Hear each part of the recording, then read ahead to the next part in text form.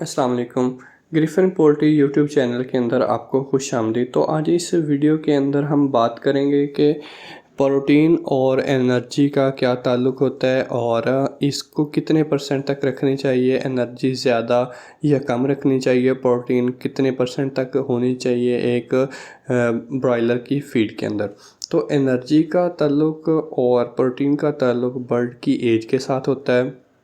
अब शुरू के अंदर जो फास्ट ग्रोइंग बर्ड है ब्रॉयलर, उसको प्रोटीन की ज़्यादा ज़रूरत होती है। अगर हम न्यूट्रिशनल रिक्वायरमेंट देखें रॉस 308 की, तो उसमें 23% प्रोटीन उन्होंने कहा हुआ है कि आप ऐड करें। तो इसकी वजह क्या होती है कि सारे सिस्टम ग्रो कर रहे होते हैं शुरू के अंदर।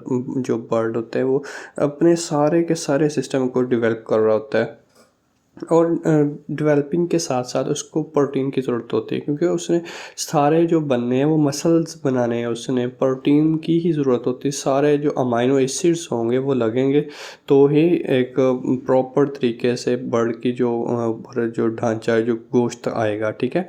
तो उसके लिए उसको ज़्यादा ज़रूरत है प्रोटीन की होती है, क्योंकि एनर्जी के लिए इसे इतनी ज़रूरत नहीं होती। तो हम 23%, 21 से 23% की रेंज बना लेते हैं कि इस रेंज के अंदर हमें प्रोटीन चाहिए होती है मुख्तलिफ़ ब्रीड्स के लिए, जैसे कि आर ब्रेकर हो गया, हब बर्ड हो गया या रॉस हो गया। तो एक रेंज बन गई इतनी, तो इतनी हमें प्रोटीन चाहिए होती है। ये किसी सोर्स से भी आ सकती है, लेकिन जो सोर्स होना चाहिए वो डाइजेस्टिबल होना चाहिए और अवेलेबल होना चाहिए कि जो बॉडी फीड खा रही है उसके अंदर जो हमने उसको प्रोटीन का सोर्स दिया हुआ है, आया कि वो बॉडी का पार्ट बन भी रहा है कि नहीं बन रहा, या वैसे ही वो पास आउट हो रही है। अगर तो पास आउट हो रही तो फिर इस पे हमें पैसे खर्च करने की ज़रूरत नहीं है। अगर वो ना भी दें तो भी गुजारा चल जाएगा। कि मतलब मेरी इस बात का मतलब ये है कि अगर हम फीड वो वाली फीड दें जो डाइजेस्ट नहीं हो रही, उसका पार्ट नहीं बन रहा, तो उसको देने का क्या फ़ायदा, क्योंकि वो तो बाहर वैसे की वैसे ही उसकी वीठों के ज़रिए या फीसिस के थ्रू बाहर ही जा रही होती है। तो ऐसी फीड देनी जिससे और जो डाइजेस्टिबल भी हो और बर्ड को लगे भी और उसके बॉडी का पार्ट भी बने। तो शुरू के अंदर हम अगर एनर्जी की बात करें तो वो हमें कम देनी पड़ती है, 3000 किलो कैलोरीज इनफ होती है। अब प्रोटीन जैसे जैसे बर्ड बड़ा होता जाता है, हम प्रोटीन जो होती है वो कम करते जाते हैं, क्योंकि उसने मसल्स बना लिए होते हैं, बस उसको मेंटेन करना होता है और इनलार्ज करना होता है, उसकी सिर्फ ग्रोथ करनी होती है।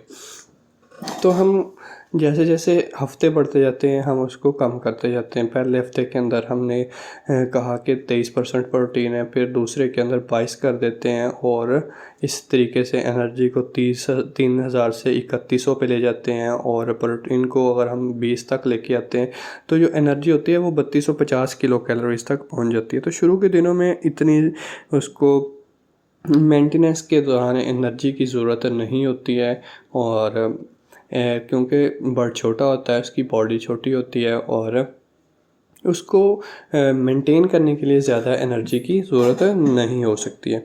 तो इसके अलावा अगर हम बात करें कि जैसे जैसे बर्ड बड़ा होता जाता है तो उसकी रिक्वायरमेंट ज़्यादा हो जाती हैं। देखें, अगर एक छोटी सी बॉडी है तो उसने थोड़ा सा चलना फिरना, थक जाना है, रुक जाना है, बैठ जाना है। अगर हम बड़े बर्ड की बात करें तो वो ज़्यादा चलेगा, उसकी बॉडी की जो मसल्स हैं या उसके सिस्टम हैं ज़्यादा हो चुके होते हैं, उसकी ग्रोथ इनलार्ज हो चुकी होती है। तो तब तक उनको एनर्जी मेंटेनेंस के लिए बहुत ज़्यादा ज़रूरी होती है, मेंटेनेंस के लिए ज़रूरी होती है, ग्रोथ के लिए ज़रूरी होती है और डेली एक्टिविटीज़ के लिए ज़रूरी होती है। डेली एक्टिविटीज़ में आ जाते हैं कि वो खाना कितना खा रहा है, मतलब फीड कितनी खा रहा है और पानी कितनी दफ़ा पी रहा है। तो उसको चलने फिरने के लिए एनर्जी की ज़रूरत होती है। जैसे जैसे बॉडी बढ़ती जाती है उसको जो एनर्जी की ज़रूरत है वो ज़्यादा हो जाती है। तो ये एनर्जी हम कैसे पूरी करते हैं? एनर्जी सोर्सेज से सबसे बड़ा जो एनर्जी सोर्स है वो कॉर्न होता है, मकई होता है, जो फीड के अंदर सबसे ज़्यादा होता है। इसको हम कोर इंग्रेडिएंट बोलते हैं कि ये सबसे ज़्यादा फीड के अंदर मौजूद होता है। तो इसका ताल्लुक़ इसके साथ, अब एनर्जी और प्रोटीन का ताल्लुक़ समझ में आ गया आपको कि एनर्जी कितनी देनी है और प्रोटीन कितनी देनी है और क्यों देनी है। तो इस तरह की वीडियो के साथ नेक्स्ट में हाज़िर होऊंगा।